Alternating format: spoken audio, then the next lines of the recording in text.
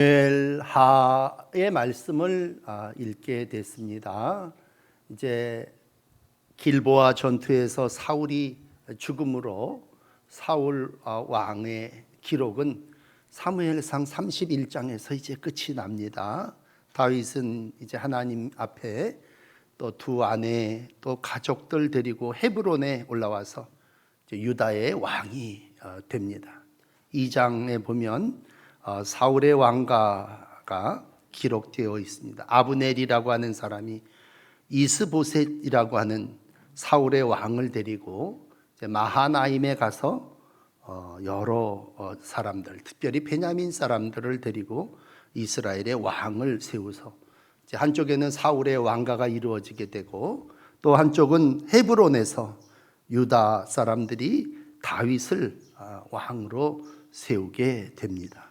이렇게 오늘 이제 사울 왕가와 다윗 왕가의 두 왕이 세워지면서 3장을 시작하는 1절은 이렇게 기록을 하고 있습니다.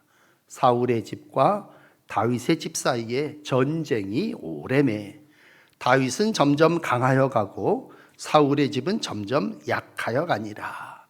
이렇게 이제 사무엘상 3장 1절은 시작됩니다. 그러니까 이때가 역사적으로는 예수님 오시기 전에 1011년, 1005년 뭐 요 정도 된, 한 지금으로 얘기하면 한 3000년 전쯤 된 그러한 시대의 역사입니다.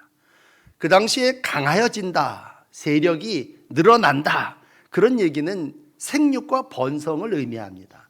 생육과 번성이라는 얘기는 아들을 낳는다고 하는 얘기예요. 헤브론에서 아들을 낳았는데 그렇게 오늘 사무엘하 3장 2절은 시작됩니다.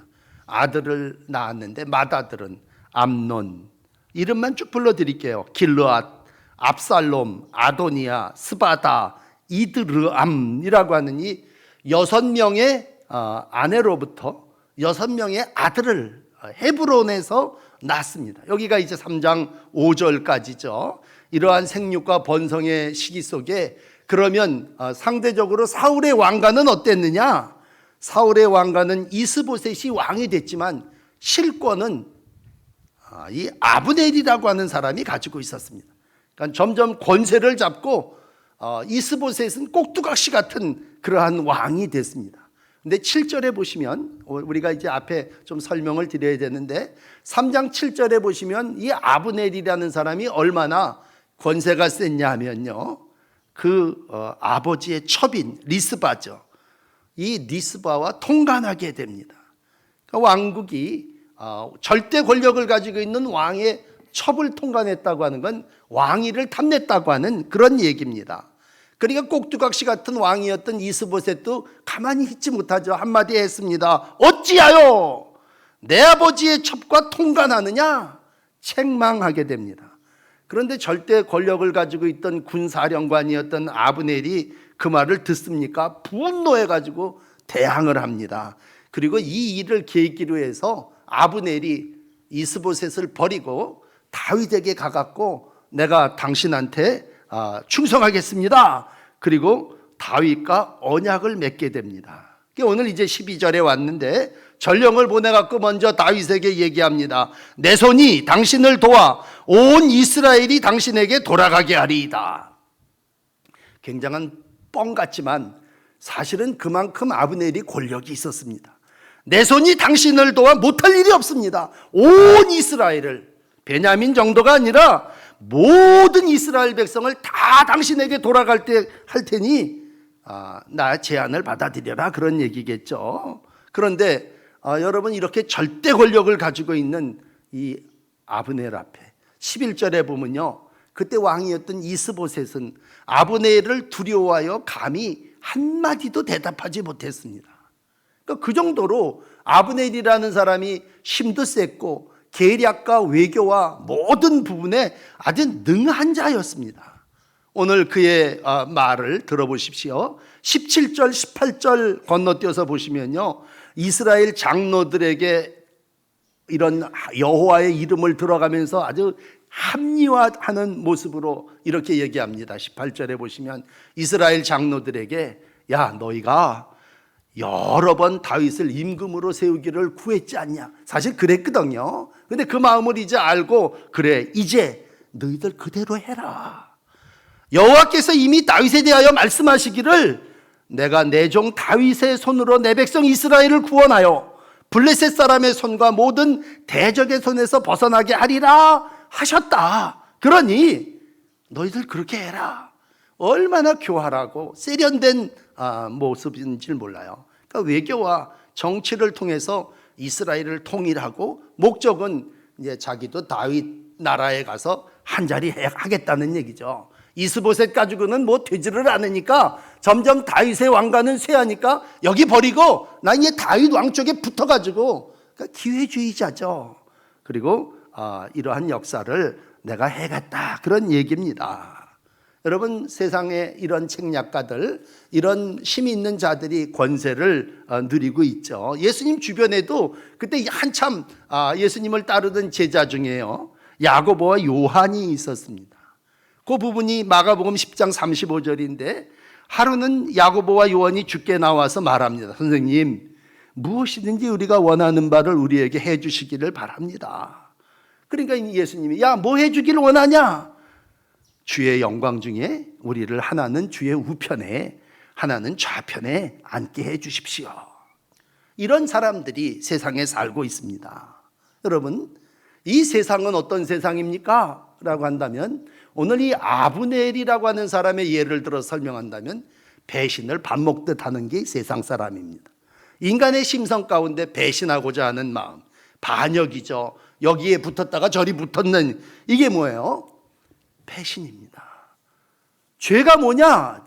한 똑바른 줄기를 따라가는 것이 아니라 이리 따라가다가 이거 아니겠구나 그리고 탁 버리고 저리로 갈아타는 거예요. 죄의 삭은 사망입니다. 이런 아브넬의 꾀, 이러한 계략이 결국은 자기의 정치적인 야망을 이루기 위한 거겠죠. 근데 여기 뒤에 계속 나옵니다만, 또 한 사람 요압이라고 하는 장군이, 이 사람은 다윗 군대의 장관이었죠. 그 사람은 폭력을 쓰는 사람입니다. 근데 아브넬이 자기 동생을 죽이게 되자 이 아브넬을 창으로 찔러서 죽여버리게 됩니다. 이런 충돌이 일어나게 되고, 이게 이제 세상사입니다. 세상의 정치적인 역사가 어떠냐? 그건 배신과 충돌입니다. 중요한 건 이러한 세상 속에서 하나님은 오늘도 역사를 이루시는데 다윗을 통해서 이루어 가신다고 하는 거죠. 이러한 세상 사람 속에서 하나님의 구원의 역사가 어떻게 이루어지느냐? 예수님이 야고보와 요한 같은 사람들을 데리고 어떻게 하나님의 나라를 이루어 가시느냐라고 하는 것이 오늘 세상의 삶을 두고 살아나가는 우리들의 관심이 되어야 합니다. 세상 사람들은 하나님과 하나님의 나라에 관심 없어요. 그들은 오직 자기의 목적을 이루기 위해서, 또 자기가 어떤 기득권을 이루기 위해서 권력을 사용하고 목적을 위해서 살아나가는 아브넬과 같은 사람이고, 오늘 한 번 더 등장하게 되는 요압과 같은 사람들 속에 살아나가게 됩니다. 오늘 이 사람들이 하나님의 이름을 들먹이면서 당신은 나와 더불어 언약을 맺었으면 좋겠습니다. 이 언약을 맺으면 이 사울의 왕가를 다 통째로 들어다가 다윗의 왕가에다가 붙여주겠습니다. 물론 나중엔 그렇게 됐어요. 그렇지만 오늘 한 사람이 그걸 다 감당하겠다는 거예요. 여러분, 다윗은 이러한 아브넬의 제안에 좋다, 그렇게 얘기합니다. 그리고 흔쾌하게 받아들입니다. 생각해 보십시오. 유다 왕이었는데 이스라엘 전체 왕이 되게 해줬다는데 뭐 거절할 게 뭐 있고 무슨 조건이 필요하겠습니까? 그런데 이제 오늘 여러분들에게 드려야 되는 이 13절, 이게 오늘 굉장히 중요한 5를 살아나가는 우리에게 주시는 하나님의 음성이 있습니다. 들어보십시오. 제가 13장을 그대로 한번 읽어드릴게요. 다윗이 이르되 좋다. 내가 너와 언약을 맺거니와 내가 내게 한 가지 일을 요구하노니 너 나를 보러 올 때에 우선 사울의 딸 미가를 데리고 오라. 그렇지 않으면 내 얼굴 보지 못하리라. 여러분, 이제 주인공은 다윗입니다. 우리가 본받고자 하는 사람이 다윗일진데, 다윗은 그동안 10수년 동안 쫓겨다녔습니다. 정말 힘들게 광야를 살았습니다. 다 빼앗겼습니다. 정말 억울한 인생을 살았습니다. 이런 다윗에게 오늘 유다 사람들이 기름 붓고 또 아브넬 같은 사람 추종자들이 붙어가지고 이제 당신을 전체의 왕으로 삼아주겠다고 합니다. 그런데 이러한 협상 카드 앞에 이러한 언약을 맺자고 하는 자에게 언약을 맺자 그랬을 때 좋다. 그렇지만 나에게도 조건이 하나 있다. 그러면서 사울의 딸 미가를 데려오라 라고 하는 것입니다. 좋다라고 하는 말, 이 성경에 잘 안 나오는 말이에요. 그렇지만 참 좋다. 그렇지만 우선 협상을 할 때 필요한 게 있지 않습니까? 우선 해야 할 일은 이거다. 그렇지 않으면 너 내 얼굴 못 본다. 이건 협상 대상에서 제외된다 그런 얘기입니다. 그렇다면 이 문제가 그렇게 중요한 문제인가라고 해요. 여러분, 사울의 딸 미가를 데려오라 라고 하는 이 말은 오늘 한 주간 여러분의 삶 속에서 참 여러분의 가슴에 이 말을 좀 이렇게 13절 말씀을 되새기면서 정말 큰 일을 하는 사람이, 그리고 앞에 1절서부터 5절까지 있지만 점점 강성해져 가고 6 아내로부터 6 아들을 얻었는데 굳이 사울의 딸 미가를 데려올 일이 있을까? 아니, 세상의 방법으로 생각을 한다면 이렇습니다. 세상 사람들이 하는 방법은 배신과 폭력이라고 말씀드렸다면 나도 기꺼이 사람도 배신할 수 있는 거고 폭력도 쓸 수 있고, 얼마나 전투에 능한 사람입니까 다윗이. 그렇다면 폭력을 써서 미가를 되찾아올 수도 있었습니다. 사울의 온 집안과 쳐들어가 가지고 이건 내 거야 그리고 데리고 올 수도 있었습니다. 그러나 다윗이 사용한 방법은 하나님의 방법이었고 폭력과 배신의 세상 속에서 다윗은 똑같이 그렇게 행동하지 않았습니다. 참 신기한 건 아브넬이 그런 협상 카드를 가지고 제안을 해올 때 아브넬을 상대하지 않고 이어지는 14절에 보면요, 다윗은 사울의 아들 이스보셋에게 정식으로 사절단을 보냅니다. 그리고 이따 읽겠지만 14절에 이런 얘기를 합니다. 이르되, 여기 중요한 말이에요. 내 처 미가를 내게 돌리라. 그는 내가 전에 블레셋 사람의 양피 100으로 정언한 자이니라. 내 처라고 하는 말을 쓰면서 그를 나에게 돌려달라고 누구에게? 이스보셋 왕에게 정식 외교 채널을 통하여 사신을 보내서 통보하게 됩니다. 이 통보를 받은 이스보셋은요 15절에 즉각적으로 응답합니다. 사람을 보내서 지금 미갈 잘 살고 있어요. 남편 발디엘이라고 하는 사람인데 그걸 뺏어가지고서는 갖다 줍니다. 그러니까 이 사람이 눈물을 흘리고 따라오다가 아브넬이 너 돌아가 꼼짝 못하고 집으로 돌아갑니다. 아브넬의 압력에 의해서 그런 일도 있겠지만 결과적으로 잃었던, 빼앗겼던 것을 되찾게 되는데 그 방법이 정당하다는 거예요. 외교를 통해서 평화를 이루고 사울의 왕가와 다윗의 왕가가 다시 합쳐지는 일에 정당성을 보여주고 있습니다. 여러분, 세상 사람들은 정치가 어떨지 모르지만 오늘 다윗의 왕가와 사울의 왕가의 목적은 하나됨입니다. 화평함입니다. 이건 폭력으로 되어지는 것이 아니라 오늘도 정치와 외교와 사신들을 보내고 그리고 서로 화평함으로 원만하게 이루어지는 일들입니다. 그렇습니다. 가장 기본적인 건 평안입니다. 모든 12지파의 가족들이 다 아브넬이라고 하는 사람이 술수를 쓰고 아브넬이 사울을 버리고 다윗에게로 가는 배신이 있지만 그 속에서 이루어지는 하나님의 역사는 화평입니다. 하나님은 화평의 하나님이시고 이 땅의 모든 정치와 역사 속에 하나님이 다윗을 통해서 이루시고자 하는 것은 평화입니다. 오늘도 다윗은 그 평화를 이루어내게 됩니다. 그러면 과연 다윗이 이 자기의 처인 미가를 돌려달라고 하는 건 뭘까라고 했을 때 여러분 두 번째로 생각해야 되는 것은 참 다윗이 미가를 사랑했다는 얘기입니다. 이건 이제 역사를 좀 얘기를 한다면 우리가 사무엘을 얼마 전에 읽었습니다만 사무엘상 18장 26절 28절 그런 때 보면요 다윗의 역사 가운데 사무엘상 18장 28절 읽어드릴게요. 여호와께서 다윗과 함께 계심을 사울이 보고 알았고, 사울의 딸 미갈도 그를 사랑하므로 사울이 다윗을 더욱 두려워하여 평생의 대적이 되니라. 그렇게 기록하고 있습니다. 그러니까 하나님이 다윗하고 함께하는 것을 보고, 야, 저 하나님이 함께하는 녀석 가냥 두면 안 되겠구나 라고 했을 때 평생 다윗의 대적이 됐다는 얘기입니다. 그래서 계속 죽이려고 그런 거예요. 근데 그럴 때마다 다윗은요, 하나님을 의지했습니다. 사울이 사람을 보내어 죽일 때, 그때 다윗이 시편 59편을 노래했는데 이렇게 노래했더라고요. 나의 쉼 노래하면서 아침에 주의 인자하심을 높이 부르니 주는 나의 산성이시요 주는 나의 피난처이십니다.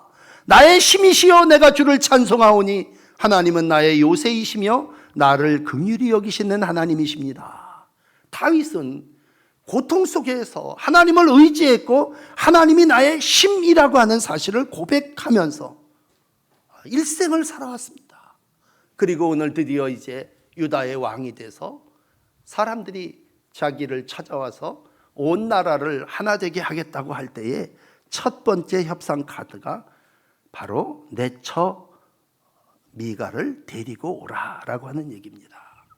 세상 왕으로부터 고통당하고 어려움 당했던 것들, 여러분 왕이 돼서 먼저 해야 될 일이 뭘까 생각을 해볼 때 뭐 땅도 되찾아야 되겠고 경제와 힘도 좀 길러야 되겠죠. 그러나 다윗이 한 방법은 그것이 아니올시다. 우선 먼저 해야 할 일은 내 처를 돌려달라라고 하는 것으로 오늘 하나님의 말씀은 우리 가운데 기록해 주시고 있습니다.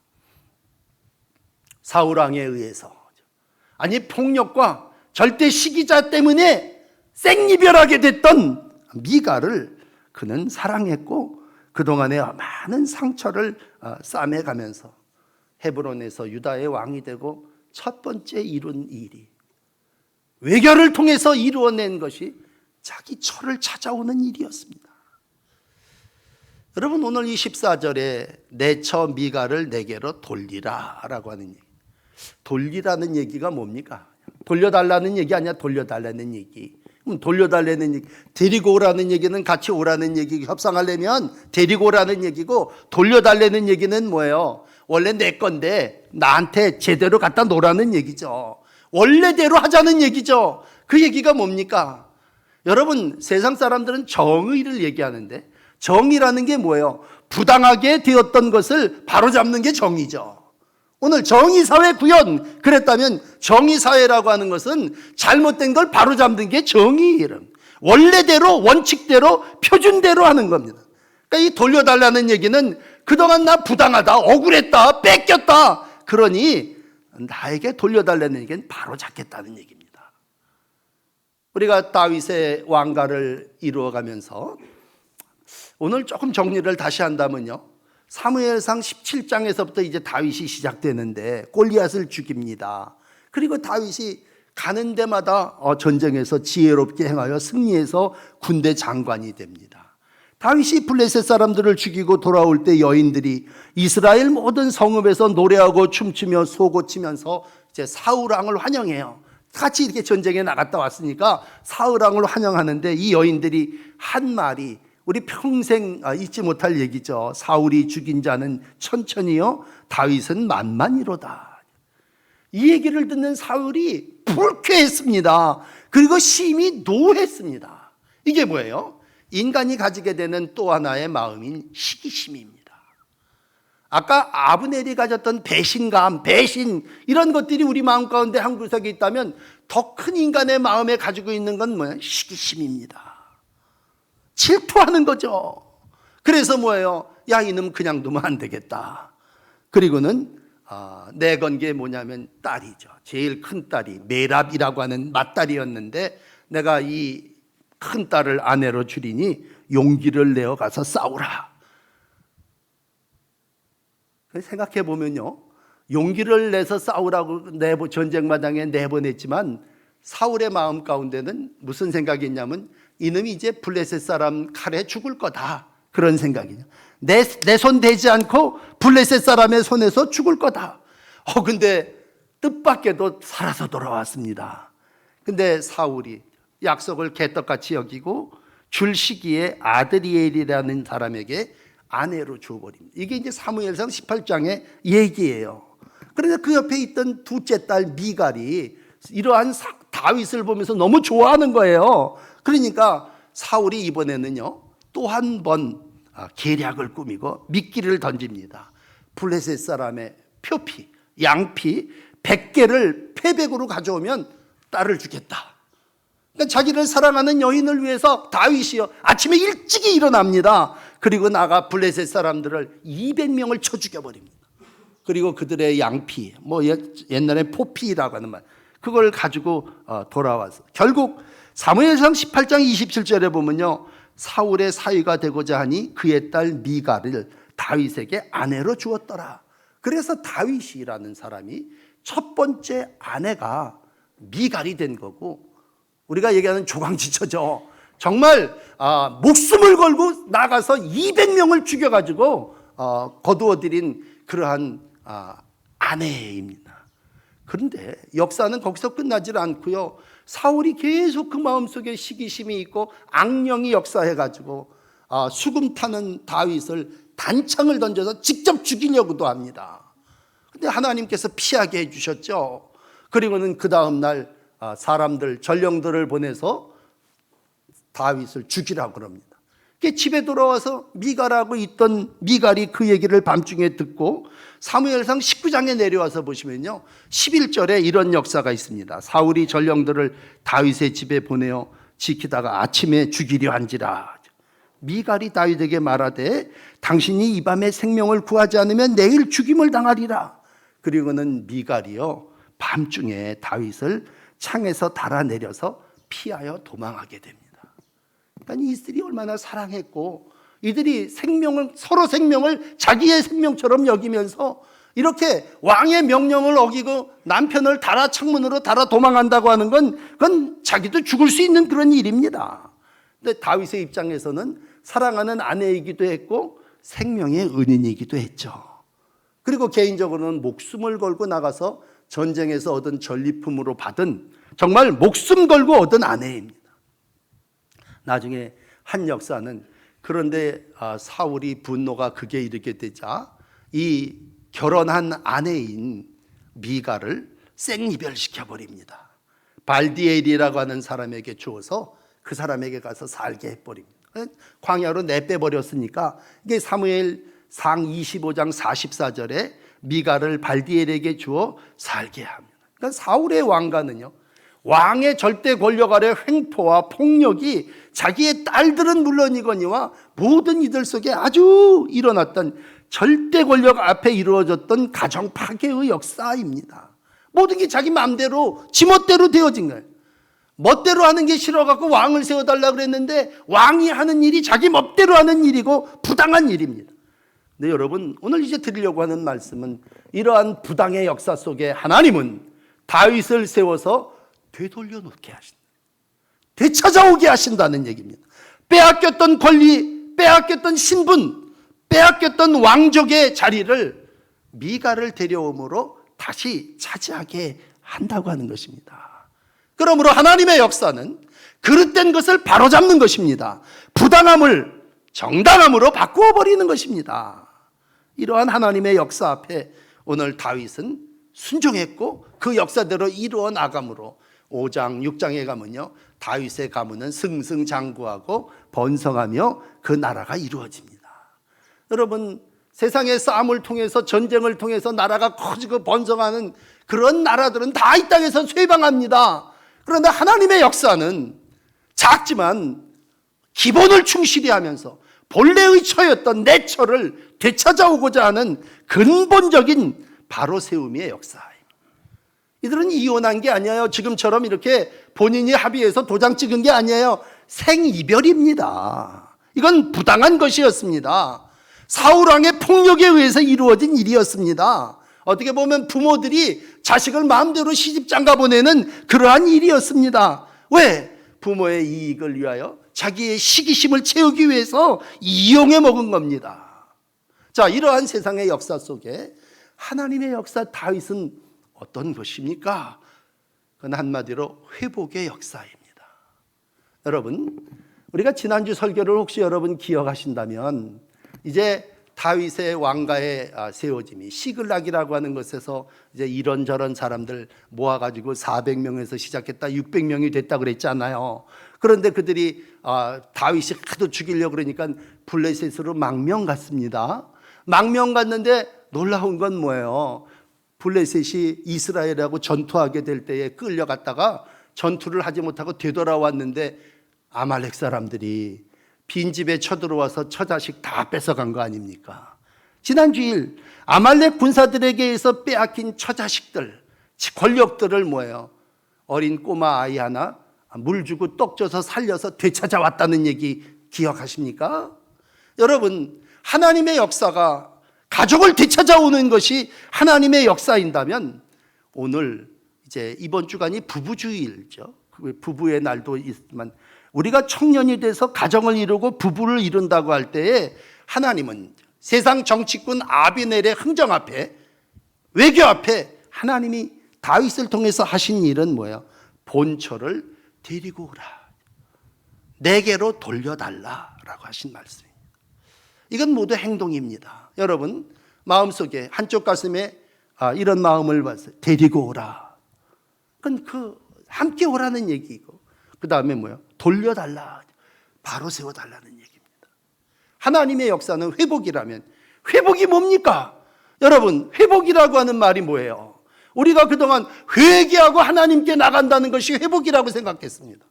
그런데 오늘 다윗이 요구하는 회복은 그 여인을 데리고 와라, 사울의 딸을 데리고 와라, 내 처를 되돌려달라, 이게 회복입니다.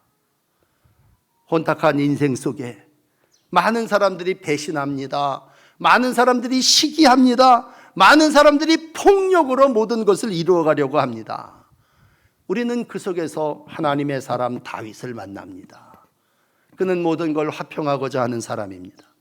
정말 사랑으로 모든 것을 이루려고 하는 사람입니다. 그리고 그는 오늘도 정의로 이 땅의 모든 것을 이루어 가려고 노력하고 있습니다. 자, 이제 오늘로 돌아옵시다. 여러분, 오늘 얼마나 부당한 세상을 살고 계십니까? 정말 부당한 것들이 당연히 여겨지는 그러한 세상을 살아나가고 있습니다. 다른 건 모르겠습니다. 오늘 시브리서 기자가 이렇게 13장 4절에 얘기합니다. 부당한 세상 속에서 여러분들이요, 모든 사람은 결혼을 귀중히 여기고 귀히 여기고 침소를 더럽히지 않게 하라. 음행하는 자들과 간음하는 자들은 하나님이 심판하시리라. 다른 부분은 모르겠어요. 우리가 가정의 달을 지나고 부부의 삶을 이루어 나가며 모든 사람이 여러분 이 땅을 살아나가며 결혼을 귀히 여기고 침소를 더럽히지 않게 하라. 음행하는 자들, 간음하는 자들 하나님이 심판하실 거다. 모든 가정과 청년들과 또 부부들이 결혼을 귀히 여기십시오. 모든 가정들이 경건하게 삶을 이루어 나가십시오. 음행, 간음은 하나님이 심판하시는 것입니다. 오늘도 우리가 회복해야 될 많은 것들이 있다면 그건 관계의 회복이고, 부부가 회복되어져야 된다고 하는 건 본래의 자리로 되찾아와야 되는 것이고, 데리고 와서 함께 살아야 하는 것입니다. 물론 그 이후의 역사는요, 이제 이번 주간 계속 사무엘하를 읽겠습니다만 6장에 가면요 언약궤를 찾아와요. 이것도 말씀드리겠습니다만 언약궤를 찾아오는데 미갈이 잘 이렇게 믿음의 삶을 살지 못하고, 어떻게 보면요 참 미갈이 그 언약궤 앞에서 덩실덩실 춤추는 이 다윗왕을 보면서, 아니 왕이 채통 없이 자기 몸을 저 계집종들 앞에서 드러내십니까? 몸을 드러냈다는 말을 3번이나 반복해요. 여러분 이제 수요일 날도 말씀드리겠지만, 그때 이 미갈이라고 하는 여인은 말 그대로 사울의 딸, 공주였어요. 공주, 왕의 적통 가운데 살던 사람이니까 그의 육신은 체면과 품위로 꽉 차 있는 사람이에요. 근데 다윗은요 태생이 이게 양떼들 중에서 목동 태생이에요. 그러니까 다윗은 근본적으로 무슨 얘기를 그때 했냐면요, 결정적인 말씀인데, 나는 사람들한테 보이라고 춤춘 게 아니라 여호와 앞에서 한 것이라. 그렇게 얘기합니다. 분명히 왕이었음에도 불구하고 나는 오늘 왕으로 언약궤를 받아들인 게 아니라 나는 하나님 앞에서 기뻐서 춤춘 거다. 그렇게 표현하고 있습니다. 그리고 6장에 가서 언약궤를 되찾아옵니다.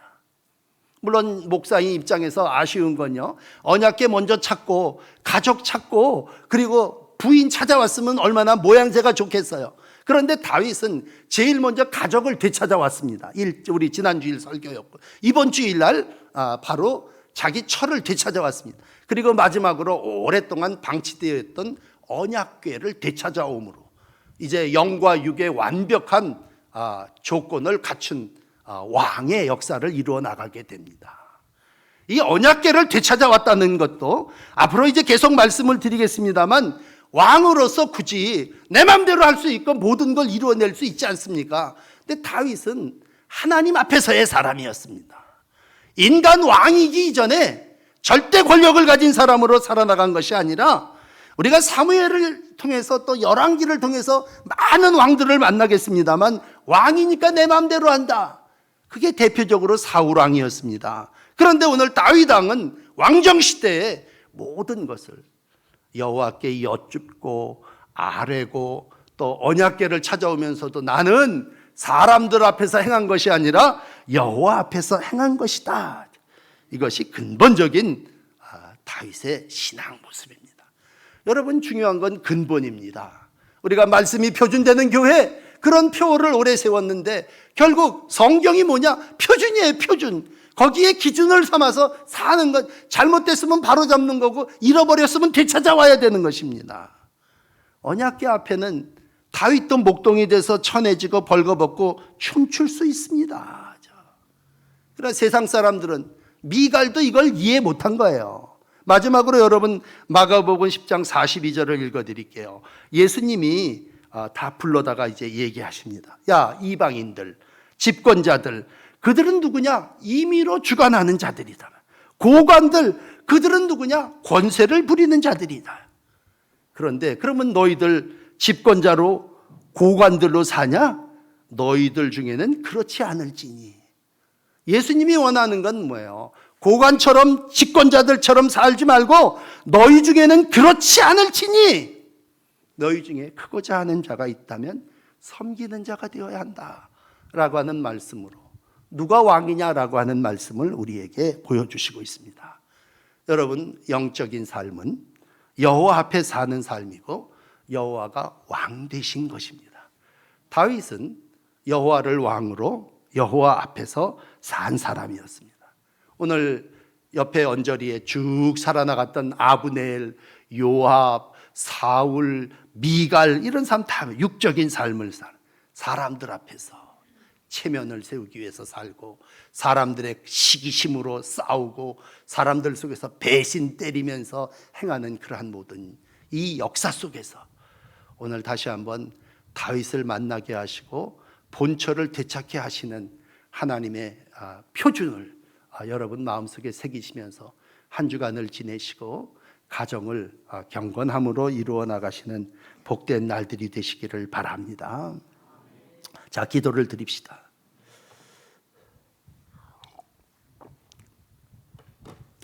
우리들의 삶의 주인 되신 하나님, 우리로 이 땅을 살아나가게 하시며 오늘도 영적인 삶 살게 하시고 하나님 앞에 살게 하시고 다윗의 삶을 본받게 하셨습니다. 주님, 우리로 이 세상 속에서 많은 사람들 정말 정치적으로 모든 걸 풀어가려고 하고 또 배신하고 또 서로 폭력을 쓰고 이러는 일들 속에 오늘 첫 번째 해야 할 일이 무엇인가 우리에게 일러 주셨습니다.